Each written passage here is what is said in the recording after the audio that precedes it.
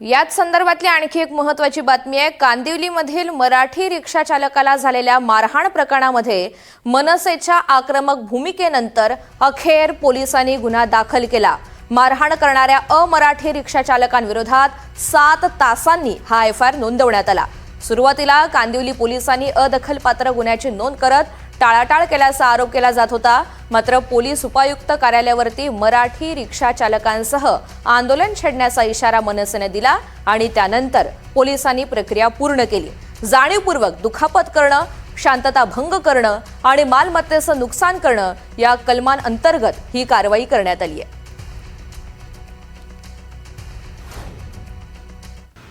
सकाळी मी हिंदुस्तान नाक्यावरून स्टेशनला येत होतो। माझ्या गाडीमध्ये पॅसेंजर होते आणि मला क्रोमाच्या अपोजिटला आर्यनीच्या बाजूला थांबवण्यात आलं। थांबवल्यानंतर वायपर वगैरे माझं तोडण्यात आलं। का कारण काय होतं? आम्ही संप केलेला आहे, स्ट्राईक केलेला आहे, तुम्ही स्ट्राईक करा। तर म्हटलं मी मराठी आहे, मला मराठी येते, मी महाराष्ट्रातला जन्म झालेला आहे माझा, मी का स्ट्राईक करू? त्याच्यावरनं त्यांनी मला धक्काबुक्की केली सुरुवातीला आणि नंतर खाली उतरल्यानंतर त्यांनी मारायला सुरुवात केली। पोलीस स्टेशनमध्ये काय प्रकार सकाळपासून घडला होता?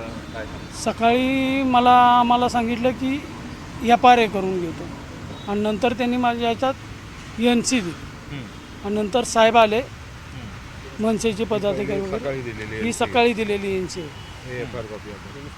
आणि नंतर आता साहेब आल्यानंतर साहेब बोलले, मग त्यावेळेस त्यांनी एफआयआर केली।